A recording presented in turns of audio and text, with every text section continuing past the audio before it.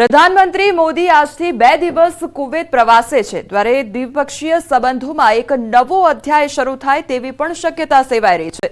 બંને દેશો વચ્ચે સંરક્ષણ, વેપાર અને અન્ય ક્ષેત્રોમાં ભાગીદારીને વધુ મજબૂત કરવા પર ચર્ચા કરવામાં આવશે। 43 વર્ષમાં ભારતીય પ્રધાનમંત્રીની કુવેતની આ પહેલી યાત્રા છે, ત્યારે 2 દિવસીય પ્રવાસે છે આજથી પીએમ મોદી અને ઘણા મુદ્દાઓ પર ચર્ચા પણ કરવામાં આવશે। દ્વિપક્ષીય સંબંધોમાં એક નવો અધ્યાય શરૂ થાય તેવી પણ શક્યતા સેવાઈ રહી છે। બંને દેશો વચ્ચે સંરક્ષણ, વેપાર અને અન્ય ક્ષેત્રોમાં ભાગીદારીને વધુ મજબૂત કરવા પર ચર્ચા થશે।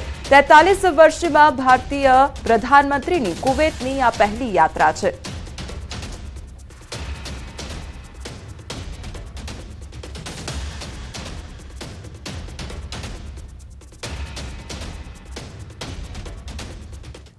प्रधानमंत्री नरेंद्र मोदी सोशल मीडिया साइटનો જે ઉપયોગ કર્યો છે, આ સિવાય જો અન્ય સમાચાર વિશે પણ જો વાત કરવામાં આવે તો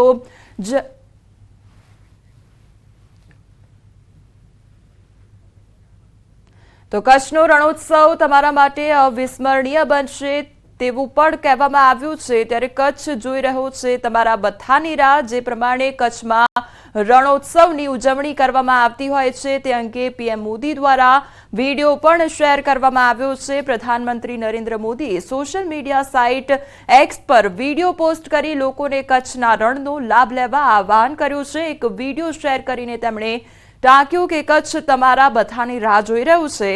આવો ચાલી રહેલા રણ ઉત્સવ દરમિયાન કચ્છના પ્રાચીન સફેદ રણ, ભવ્ય સંસ્કૃતિ અને ઉષ્માભર્યા આતિથ્યની શોધ કરીએ। માર્ચ 2025 સુધી ચાલનાર આ તહેવાર તમારા માટે અને તમારા પરિવાર માટે એક અવિસ્મરણીય અનુભવ બનવાનું વચન આપે છે।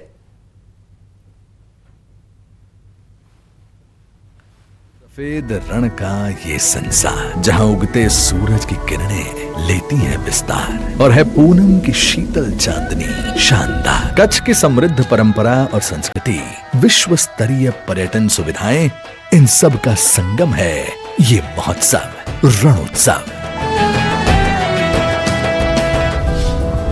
यहाँ की शानदार टेंट सिटी का लक्जरी से भरा अनुभव आपको बुलाता है तो क्राफ्ट बाजार में कच्छ की आर्ट एंड क्राफ्ट की सुंदरता आपको बांध लेती है।